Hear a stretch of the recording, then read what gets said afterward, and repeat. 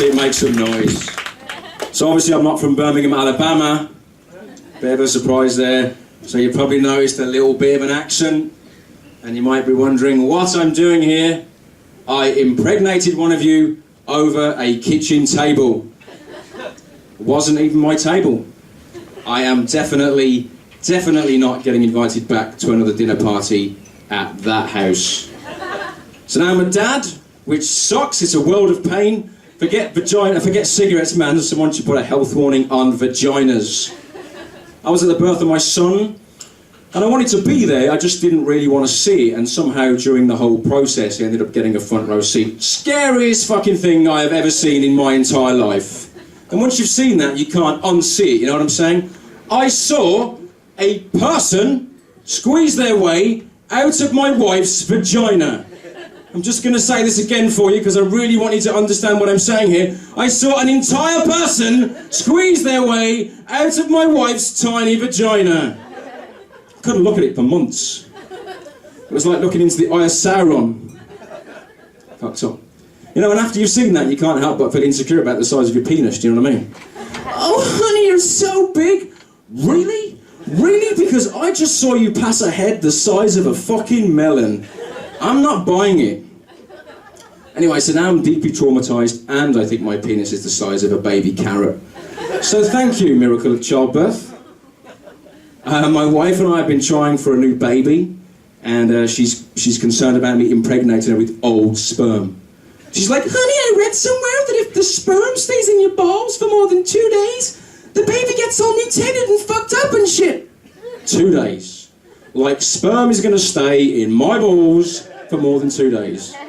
Never going to happen. Never going to happen. The only reason I'm not masturbating now is I'm holding a microphone. I thought I'd give my calluses a 5-minute break there. I'm a stay-at-home dad, that's my job. My wife was horrified. She's like, oh my God, it's disgusting! I don't know you! When do you do this? What, you masturbate while he's asleep? No, I masturbate while he's awake. He doesn't care, he's watching cartoons. Anyway, my wife thinks I have a problem.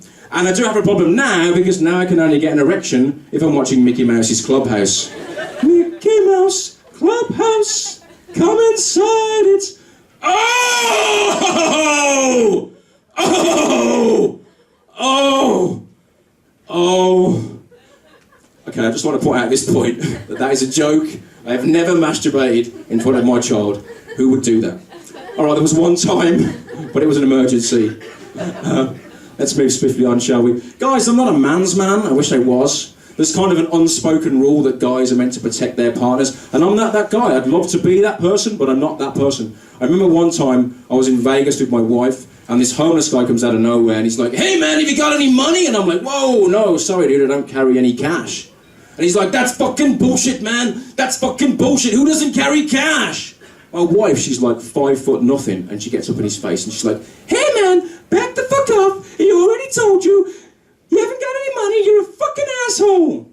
I know, right? At least give me some warning before you off me up as a fucking sacrifice. Guy snaps. Hey man, you better shut this fucking bitch up or I'm gonna fucking slap her! My wife's like, are you gonna let him talk to me that way? Yes, yes I am. And if you don't stop talking, you're gonna be on the phone to my parents explaining how I died with the homeless guy's foot in my ass. So I calm the situation down. I'm like, look, maybe we should give him some money and he'd go away. And my wife's like, seriously? Seriously? You're a fucking pussy? And I'm like, no, maybe we give him some money or one of us is going to have to blow this guy. And I know for a fact only one of us here knows how to handle a dick. So I'm sucking this guy's dick. Seriously, I will deal with the emotional trauma and live to tell the tale. That'd be a great story to tell your grandkids, wouldn't it? Hey Grandpa, tell us about the time you sucked a guy's dick to save Nanny's life. Well kids, it's all about relaxing the muscles in your throat. You're my hero, Grandpa. Guys, I'll finish on this. I just came back from Florida recently. The lady at the check-in asked me about my luggage, if I'd packed it myself. I said yes, and then she said, do you have anything sharp on you? I said, my wit. Turns out that's a really, really shitty way of finding out you're allergic to latex. Those guys are not gentle and they don't appreciate comedy. Guys, this has been wonderful. I just want to say this has been very intimate and special for me. I do want to break it down gently. I am going to see other audiences. Have a good night. Cheers, guys. Give it up for Richie.